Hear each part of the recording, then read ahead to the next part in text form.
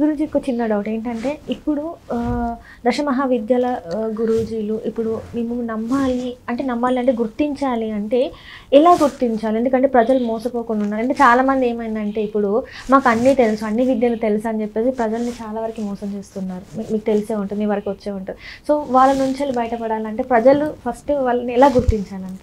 ఇది గుర్తించడానికంటూ ఏం లేదండి. నేను ఇంత అస్సాంలో పోయి ఇవి తీసుకొని అక్కడ చేసి నా గురుదేవుల ఫోటోలు అన్నీ నా దగ్గర ఉన్నాయి, నేను దిగిన నన్నే నువ్వు ఫేక్ అంటారు. ఇంకా అలాంటప్పుడు నాకు ఇప్పుడు ఒకరిని నేను చెప్పడానికి నాకు అర్హత లేదు. ఎందుకంటే జనాలకు అసలైన ఫేక్ చేసేవాడు రియల్గా ఉంటారు. నా ఛానల్లో నాకు భయంకరమైన కామెంట్ పెడతాడు, నువ్వు ఫేక్, నీకు రాదు, నువ్వు ఊరికే అది ఇది ఇట్లాంటివన్నీ పెడతా ఉంటారు. సో అలాంటప్పుడు నేను ఎలా చెప్పగలను? ఇంకా నాకు గురువులు ఉన్నారు, అస్సాంలో ఉన్నారు, నేను ఫొటోస్, నేను మా గురుదేవులతో దీక్షలు ఎట్లా తీసుకున్నాను, ఎలాంటి కల్చర్ రిచువల్స్ చేస్తాను అనేది నా దగ్గర అన్ని వీడియోలు ఉన్నాయి, ఫోటోలు ఉన్నాయి, మస్తున్నాయి నా దగ్గర. అది ఏంటి, అస్సాంలోనే కామాఖ్యాదేవి దగ్గరే చేశాను నేను. అంటే అంతటి రిచువల్స్ మా పండిట్లతో, మా గురుదేవులతో కలిసి. నన్నే నమ్మట్లేదు, ఇక మామూలు వాళ్ళకి నేను ఎట్లా చెప్తాను? ఎందుకంటే అది మన చేతిలో లేదమ్మా. ఇదంతా కూడాను వాళ్ళ యొక్క విశ్వాసం మీద ఉంటుంది. ఎందుకంటే ఈ మధ్యకాలంలో చాలా మంది నాగరాణులు వచ్చిండ్రు. ఈ నాగరాణులు, ఈ గరుడ పక్షులు ఇవన్నీ వేస్ట్. బట్ నేను ఉన్నాను కంప్లీట్గా దశమహావిద్యలు దాంట్లో మీదే, కాబట్టి నాకు ఇవన్నీ నేను పెద్ద పట్టించుకోను. నన్ను ట్రస్ట్ చేసి వస్తే ఆస్ట్రాలజీ పరంగా నా మ్యాక్సిమం నా లెవెల్ నేను చేస్తానమ్మా. రిమైనింగ్ అనేది నేను ఒకటే చెప్తాను వాళ్ళకు కూడా, అమ్మవారి ఇష్టం, అది అమ్మవారి దయ మీద ఉంటుంది, ఆమె మెర్సీ మీద ఉంటుంది మీకు. అంతేకాని నేనేమి ఇది కాదు ఇట్లా హోమ్ ఇంపట్టాన్ని మీకు రిజల్ట్ ఇవ్వలేను. మీకు దిశానిర్దేశం వరకు చేయడం నాది హామీ అని చెప్తాను. గురుగారు, ఇప్పుడు మీరు మీ స్టడీస్ తర్వాత మీరు ఈ విద్యాలయాల్లో మీరు పాల్గొనడం జరిగింది, ఎన్ని సంవత్సరాలు పట్టింది? అండ్ ఇంకొకటి ఏంటంటే గురూజీ, ఇప్పుడు మీరు డేట్ ఆఫ్ బర్త్ చూసి మీరు జాతకాలు చెప్తూ ఉంటారు.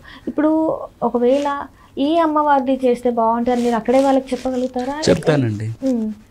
ఇప్పుడు ఫర్ ఎగ్జాంపుల్ పెళ్లి కాలేదు ఎవరికి ఒకరికి, అతని జాతక చక్రం చూస్తాము. సప్తమ స్థానం అనేది చాలా ఇంపార్టెంట్ పెళ్ళికి. ఆ స్థానం చూసి చెప్తామయ్యా, నీకు ఈ గ్రహం ఉంది, ఈ గ్రహం వల్లనే నీకు పెళ్ళి అవ్వట్లేదు, దీనికి సంబంధించిన శాంతి పరిహారాలు చేసుకో అంటాం. వాళ్ళు చేసామంటారు. ఫర్ ఎగ్జాంపుల్ శని ఉన్నాడు అనుకో, శని ఉంటే ఆలస్య వివాహం అవుతుంది.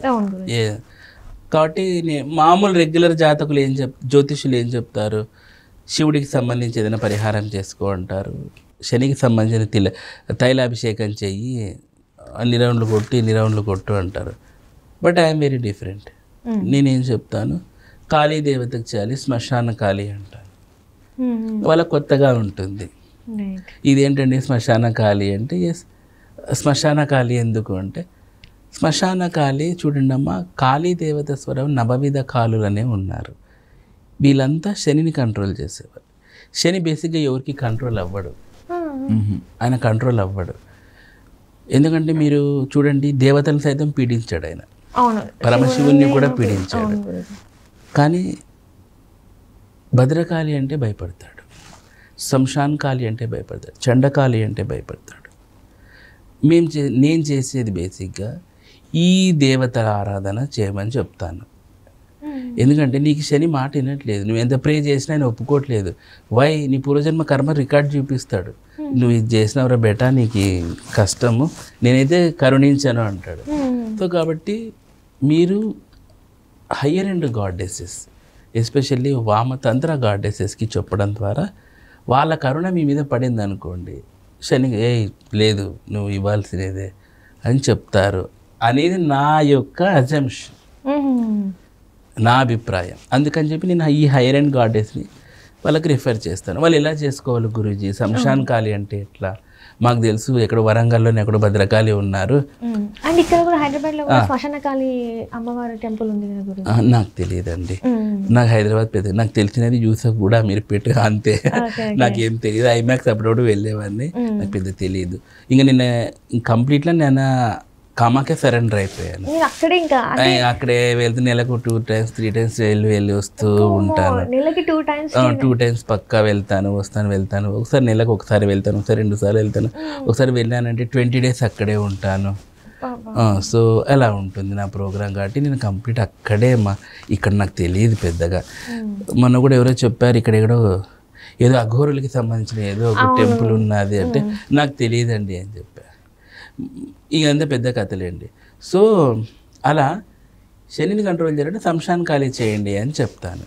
వాళ్ళు ఎలా అంటే ఓకే నేను పర్ఫామ్ చేసి అదే ఇలా ఉంటుందమ్మా, లేదంటే ఇక్కడ కామాఖ్యలో చేద్దాము అని చెప్తాను. ఇష్టం ఉన్న వాళ్ళు వస్తారు, లేదన్నోళ్ళు రారు. వాళ్ళు లేదన్నోళ్ళు మాకు ఇవ్వద్దండి సాత్వికంగానే చెప్పండి అంటారు. అలాంటప్పుడు ఇంకా మళ్ళీ రొటీన్ తిలహోమం చేసుకో, శనికి తైలాభిషేకం చెయ్యి, శివ ఆరాధన చెయ్యి, ఇవి చెప్తాను. అంటే గురుగారు ఇక్కడ ఇప్పుడు కామాఖ్యకి వచ్చి అక్కడ రిచువల్స్ చేయాలి అంటే చాలా వరకు ఏంటంటే ఫ్లైట్ మార్గమే ఉంది. ఒకవేళ అంత పెట్టుకొని ఒక భక్తుడికి మరి వెళ్ళాలని ఉంటుంది, ఒకవేళ అక్కడికి వెళ్ళకుండా ఇక్కడ చేసుకునే అవకాశం ఏమన్నా ఉందా ఆ పూజలు మనకి? అంటే మేమైతే నేను ఆ విద్యలని తెలిసిన వాడిగా కాబట్టి మా యాగశాల ఉంది, నీలాచల్ యాగశాల, అనంతపూర్ డిస్టిక్ గుత్తిలో ఉంది. అక్కడ నేను ఈ రిచువల్స్ అన్ని చేస్తూ ఉంటాను. కాబట్టి ఎవరైనా ఇంట్రెస్ట్ ఉన్నప్పుడు అక్కడికి రావచ్చు. లేదండి కొంతమంది నాకు ఎన్ఆర్ఐ క్లయింట్స్ చాలా ఎక్కువ అనమాట. ఆ ఎన్ఆర్ఐ క్లయింట్స్ ఏమిటంటే లేదు గురూజీ మేము అది శక్తిపీఠ్ కదా అక్కడే చేయండి అంటారు. కాబట్టి అక్కడే చేస్తాం వాళ్ళకి. అది వాళ్ళు ఎఫర్ట్ చేయగలరు అనుకుంటే రావచ్చమ్మా, లేదంటే మా దగ్గర మేము చేస్తాము. గురుజీ ఇక్కడ ఏంటంటే కామాఖ్యాదేవి అంటే చాలా వరకు అందరికీ ఉన్న నమ్మకం ఏంటంటే కామాఖ్యాదేవి ఓన్లీ పిల్లలు పుట్టించడానికి మాత్రమే ఎక్కువ పూజిస్తూ ఉంటారని చెప్పేసి చాలా వరకు నేను విన్నాను, బయట చెప్పిన వాళ్ళు కూడా నేను వింది. సో నిజంగానే ఓన్లీ పిల్లల కోసమేనా గురుజీ, లేకపోతే ఇంకేమైనా ఉందంటారా కామాఖ్యాదేవి అంటే? కామాఖ్యాదేవి ఇవ్వలేదంటూ ఏది లేదమ్మా. పిల్లలు అనేది తప్పు. ఇక్కడ చాలామందికి తెలిసిండేది కామాఖ్యాదేవి అండి. బట్ అక్కడ 3 forms ఉంటుంది కామాఖ్యాదేవి, కామాఖ్య కామేశ్వరి, కామేశ్వరి కామాఖ్య. ఇది తెలియదు చాలా మందికి.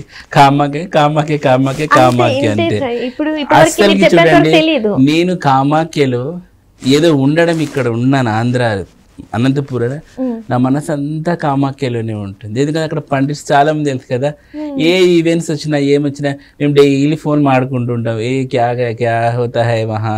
ఇక అమ్మవారికి మొన్న నేను వెళ్ళినప్పుడు లేటెస్ట్గా అంటే చాలాసార్లు వెళ్ళాను. ఒకసారి వెళ్ళినప్పుడు అమ్మవారికి పెళ్లి కూతురు చేస్తున్నారు అన్నమాట కామాఖ్యదేవికి. ఎట్లా చేస్తారంటే అమ్మవారి గోపురం ఉంటుంది కదా, గోపురానికి అంతా చందనం పట్టిస్తారు కింద నుంచి పై వరకు మొత్తం. మనకి ఇప్పుడు పెళ్లి కూతురు చేసేటప్పుడు ఎలా పసుపు వేయడం, అమ్మవారికి వాష్ చేయడం, మళ్ళీ చందనం పట్టిస్తారు అంత పెద్ద గుడికి గోపురానికి. మరి అంత చందనం పట్టిస్తారు, మళ్ళీ ఇస్తారు, మళ్ళీ కుంకుమ పట్టిస్తారు, మళ్ళీ ఇచ్చేస్తారు. అమ్మాయికి ఎట్లా రెడీ చేస్తారో అమ్మవారికి అట్లా రెడీ చేస్తారు అక్కడ. అంత ఈవెంట్స్ నాకు అప్డేట్ ఉంటాయి కామాఖ్య అంటే. మీరు అర్థం చేసుకోండి, కామాఖ్యతో నా అనుబంధం, అమ్మవారు నన్ను మార్చిన తీరు